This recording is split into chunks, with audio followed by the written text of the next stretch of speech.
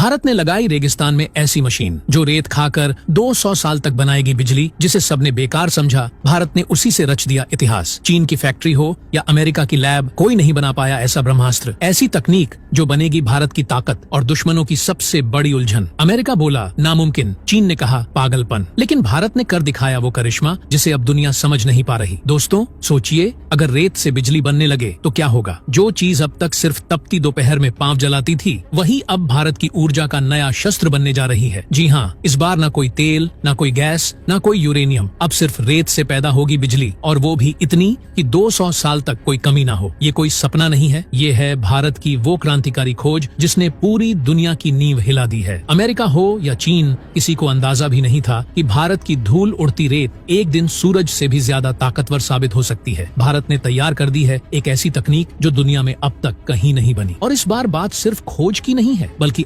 आत्मनिर्भरता की है, उस भारत की जिसने अब तय कर लिया है कि वो किसी के आगे झुकेगा नहीं और ऊर्जा के युद्ध में अकेले 100 दुश्मनों पर भारी पड़ेगा। रेत जैसी मामूली लगने वाली चीज को जब भारत का विज्ञान छूता है तो वह ब्रह्मास्त्र बन जाती है। और यही हुआ है इस बार, जहां वैज्ञानिकों ने रेत से बिजली उत्पन्न करने की एक ऐसी तकनीक को अंतिम रूप देने की कगार पर ला खड़ा किया है जो भारत की आने वाली पीढ़ियों को उजाले की सौगात देगी। सोचिए, अगर यही तकनीक पूरी दुनिया के सामने आ जाए तो भारत ऊर्जा निर्यातक देश बन सकता है। दुनिया जहां तेल के लिए लड़ रही है, वहां भारत रेत से रोशनी बिखेरने के लिए तैयार है। ये केवल ऊर्जा की खोज नहीं है, ये भारत की ताकत और सोच की वो ऊंचाई है जहां अब कोई पश्चिमी देश भारत को आंख नहीं दिखा सकता। और दोस्तों, बात सिर्फ बिजली तक सीमित नहीं है, ये तकनीक भारत को टेक्नोलॉजी सुपर पावर भी बना सकती है। तो आखिर क्या है इस चमत्कारी रेत तकनीक का रहस्य, कैसे काम करती है ये इनोवेशन, और क्यों दुनिया की नींद उड़ चुकी है, जानेंगे सब कुछ इस वीडियो में। लेकिन उससे पहले, अगर आप भी भारत के वैज्ञानिकों और इन महान थिंक टैंक पर गर्व करते हैं तो इस वीडियो को लाइक जरूर करें और कमेंट बॉक्स में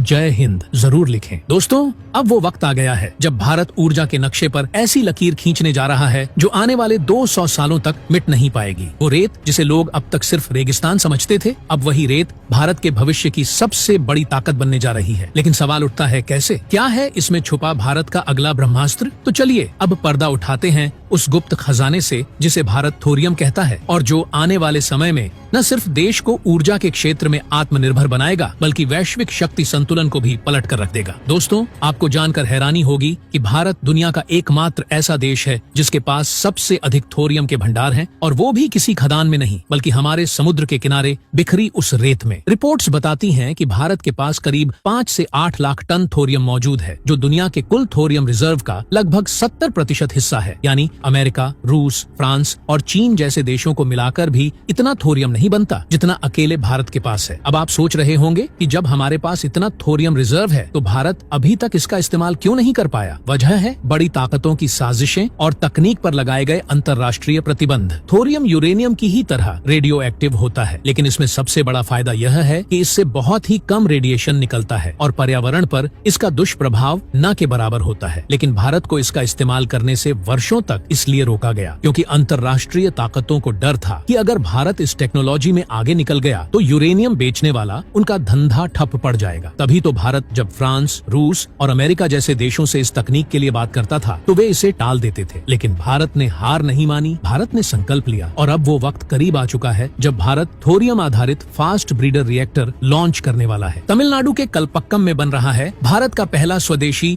फास्ट ब्रीडर रिएक्टर, जिसकी क्षमता होगी 500 मेगावाट और जो पूरी तरह से थोरियम टेक्नोलॉजी पर आधारित होगा। कोविड महामारी की वजह से थोड़ी देरी हुई, लेकिन अब 2025 तक इसके तैयार होने की संभावना है। और अगर यह सफल हो गया तो भारत यूरेनियम पर अपनी निर्भरता खत्म कर देगा और ऊर्जा के क्षेत्र में विश्व गुरु बन जाएगा। थोरियम का एक और जबरदस्त फायदा है उसका हाई एनर्जी डेंसिटी, मतलब थोड़ी सी मात्रा में भी यह बहुत ज्यादा बिजली पैदा कर सकता है। इसके अलावा इससे पैदा होने वाला वेस्ट भी आसानी से हैंडल किया जा सकता है। जापान जैसे देश जहाँ रेडियो एक्टिव न्यूक्लियर वाटर को सालों तक स्टोर करना पड़ता है, वहीं थोरियम रिएक्टर से निकला पानी कम रेडियो एक्टिव होता है और उसे आसानी से ट्रीट किया जा सकता है। यानी थोरियम न सिर्फ पर्यावरण के लिए वरदान है, बल्कि यह अगली पीढ़ियों के लिए सुरक्षित भविष्य भी तैयार करता है। और यही नहीं, भारत के वैज्ञानिक डॉक्टर अनिल ककोड़कर द्वारा शुरू किया गया ANURI यानी advance nuclear energy for enrichment project अब इंटरनेशनल लेवल पर भी चर्चा में है। इस प्रोजेक्ट के जरिए भारत न केवल बिजली बनाएगा, बल्कि पूरी दुनिया को थोरियम टेक्नोलॉजी एक्सपोर्ट करने की तैयारी में है। अगर यह तकनीक पूरी तरह से सफल हो जाती है तो भारत बिना किसी देश से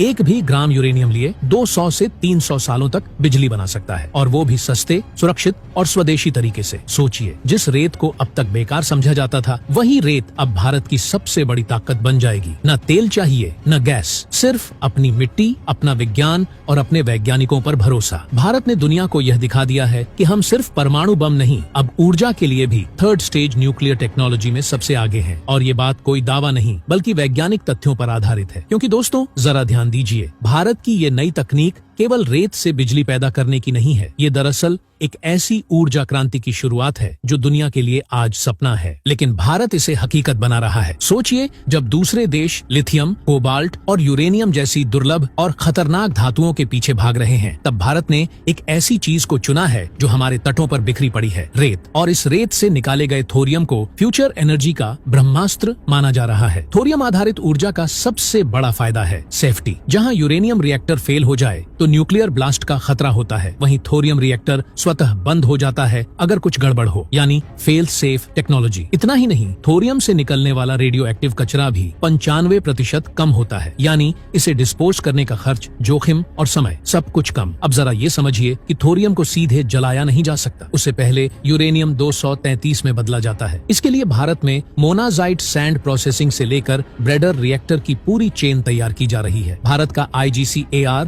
यानी Indira Gandhi centre for atomic research इस दिशा में लगातार काम कर रहा है, और कलपक्कम में जो 500 मेगावाट का फास्ट ब्रीडर रिएक्टर बन रहा है, वही इस पूरी प्रक्रिया का केंद्र है। और दोस्तों, ये तो बस शुरुआत है। असली कमाल तब होगा जब थोरियम आधारित रिएक्टर को जोड़ दिया जाएगा भारत की राष्ट्रीय स्मार्ट ग्रिड योजना से। एक ऐसा ग्रिड जो पूरे देश में ऊर्जा की डिमांड को रियल टाइम में ट्रैक करेगा और AI की मदद से डिसाइड करेगा कि कब सौर ऊर्जा इस्तेमाल हो, कब थोरियम चालू किया जाए और कब बैटरियों को चार्ज किया जाए। यानी आने वाले समय में बिजली का कोई भी यूनिट बर्बाद नहीं होगा। यह टेक्नोलॉजी भारत को सिर्फ ऊर्जा आत्मनिर्भर नहीं बनाएगी, बल्कि ग्लोबल लेवल पर एनर्जी एक्सपोर्ट हब बना देगी। भारत ऐसी बिजली बनाएगा जो ग्रीन होगी, सस्ती होगी और 24 घंटे उपलब्ध होगी। सोचिए, जब यूरोप और अमेरिका क्लाइमेट चेंज से जूझ रहे होंगे, तब भारत न केवल अपने देश को बिजली देगा, बल्कि अफ्रीका और एशिया के कई देशों को बिजली एक्सपोर्ट कर रहा होगा। इतना ही नहीं, थोरियम रिएक्टर से निकलने वाली हाई टेम्परेचर हीट का इस्तेमाल हाइड्रोजन फ्यूल प्रोडक्शन में भी किया जाएगा, और ये ग्रीन हाइड्रोजन आने वाले समय की फ्यूल क्रांति माने जा रही है। भारत इसे भंडारण करने के लिए क्रायोजेनिक हाइड्रोजन टैंक्स बना रहा है, जो स्पेस टेक्नोलॉजी में भी इस्तेमाल होंगे। मतलब साफ है दोस्तों, आज जो रेत